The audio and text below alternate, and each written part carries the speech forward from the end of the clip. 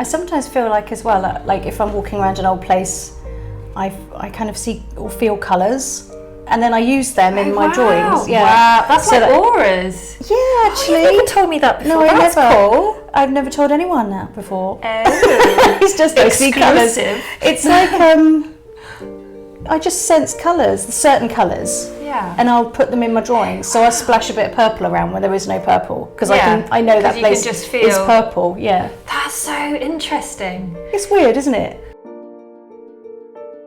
So when I was little, I think that my parents and my family didn't get me very much. I don't think they knew what to do with me, because no one else in my family particularly was artistic or creative or read or anything particularly, and I just used to spend hours drawing and writing and reading in my room, and then I think that when a lot of people were going out like to get sweets on a Saturday, I'd be going to the library. You know, I was a proper nerd child, but I did always draw, and I always loved drawing and making art. And I loved writing too. So I did school, I did A-level art, that's as much as I did in art, and I did history as well. And then after that I went on to do my history degree at Hull, at the University of Hull. And then I did nothing with my degree at all. And then I started doing like food blogging and recipe development for companies online. And that was fun because I got sent a lot of new ingredients to try and like put into recipes, and it was quite a creative, it's another way of being creative, I guess. And so I used to take all the photographs and blog them and write the recipes up. And then I had my other daughter as well, but then I got COVID, so I have a story about COVID as well, and I lost my sense of taste and smell after I had COVID, which is still not back like many years later. So I could no longer do the recipes because I don't know if it tastes good or smells good. I mean, I couldn't smell anything for ages. And then around COVID time, I just found my love of my history and art again, because it was like a reset. So I started getting my brushes out and my sketching stuff, and I would go and, like, when we were allowed out, and just go sketch the park or sketch houses. And really it combined together with my love of history and my love of art, because that's why I draw the historic buildings, because I get very nerdy and I want to learn about the buildings, and then I draw them. So that's where that's how I came full circle and got to here.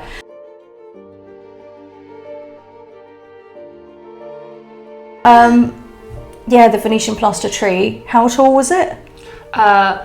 Nearly 5 meters. Yeah, 5 meters tall. So we had scaffolding up, and we were perched on the scaffolding, and we were up and down that, weren't we? Through a little hole, a little flappy hole that we go down. You just go like a little hatch. Hello. And then we would whoop up we go. I'm doing a lot of this. like a little meerkat. Yeah. But it was amazing, and we loved it. We loved doing it. Yeah. But it just took a long time. And it was hard work. But it's good that it took a long time, because now it is lovely. I mean, that's one of the murals that I'm most proud of. I mean, we've got a lot of lovely murals that we've done together now. Every mural we do, I think then I come away going, oh, that's my favourite.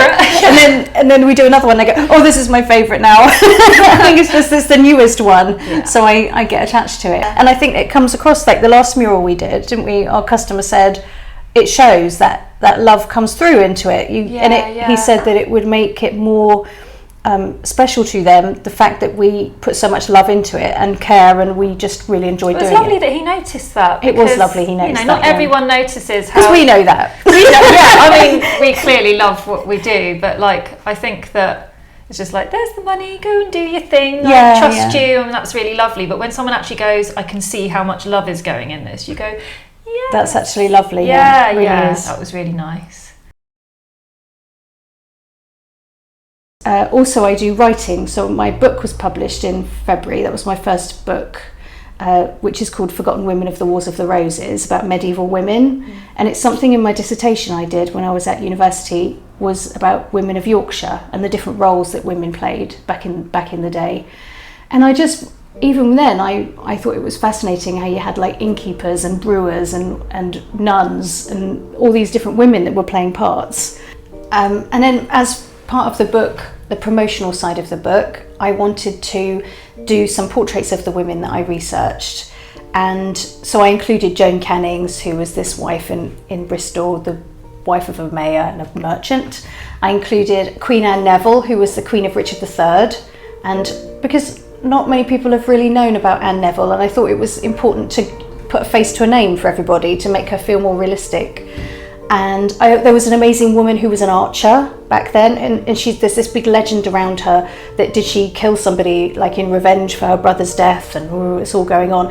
And then later on she actually did, she can be traced to a real person who lost her husband because of a battle in the war. So she was quite important. So yeah, so I did in pencil drawings, I did all these portraits of women, and I just wanted it to become something that people could put their imagination to, rather than just read words and dates. When I'm out doing fairs and I do talks, a lot of people ask me how it is that I got to write the book. And it was because it's quite difficult, I think, to get into publishing and find a publisher. And they always ask me, did you have an agent? And I did none of those things. A friend that I met online, a fellow history blogging friend, was starting out this magazine called The Historians Magazine, and it was an online thing at that time. You can get it in print now. And I wrote an article about women of the Wars of the Roses then, and just for fun, as you do. And one of the editors of the publisher saw it and then contacted me and said, would you like to write a whole book on this? And so that was how it happened. I guess it was right place, right time kind of thing. We had a lovely book launch in Caversham in March, and that was where lots of artists did work that corresponded with the theme of the medieval theme, or women, or wars, and we had people over for Prosecco and nibbles, and I signed some copies. Yeah, and that was lovely because it felt like the community coming together to support me, and that was really important for me at that time, and is anyway. So it was really important for me to go not only into like duchesses and countesses and these women of some sort of power, but to go into innkeepers, midwives, servants, laundry women, like all these women. There was silk women who made these really nice things for the king to show he was like, he had prestige, and that was really important. And I really wanted also to go to a lot of the places where they lived or where they worshipped, where they're buried. And so I did a bit of travelling. Yeah. All the research. So there's one, Joan Cannings. She was the wife of a Bristol merchant who was also a mayor. And I'm standing in front of her effigy and I'm just looking at her thinking, no one comes here to look at her. Like they're all looking at William Cannings, who's this famous mayor. But what she must have been like running through the streets of Bristol, and what would she have known about his business? And it was just fascinating to try and uncover some of that. It is almost like they follow you, I think, when you do this research, like they're right here. Well, I got shivers when you said that. Oh really? Yeah, like when you go to a place and then you just like feel an atmosphere, and they almost leave a trace of themselves. Yeah, 100%. I just really love drawing all the stones and the bricks, tiles, like I just thatch, whatever there is, beams. I really just love all the bits of an architecture, because I do think that there's sort of an energy in buildings, because especially pubs and places where we all go to celebrate or commiserate, or lots of different emotions go on. And that's why I always love to visit these old places. I just feel like there's an energy there, and I don't know if everybody can feel it, but I've said that to people before and they've said, well, there isn't, but to me there is. It's like the walls vibrate, there's a heaviness in a lot of places, and I feel that, I think.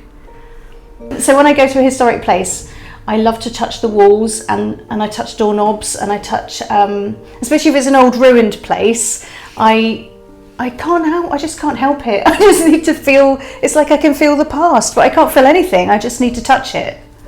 Sometimes they have like little signs saying, do not touch. It's probably because of me. People like you wearing it down. Yeah. But no, I'm the same. I do like to touch. Don't touch. Yeah. That's what it says. Just a sign saying, Joe, no touchy touchy. Because of this lady that keeps touching stones. That lady comes down, she's worn a hole in this window ledge. My family laugh at me because as I walk past, I just go. I love it. Yeah. I'm just excited about history. It's what makes me do the things I do. Yeah.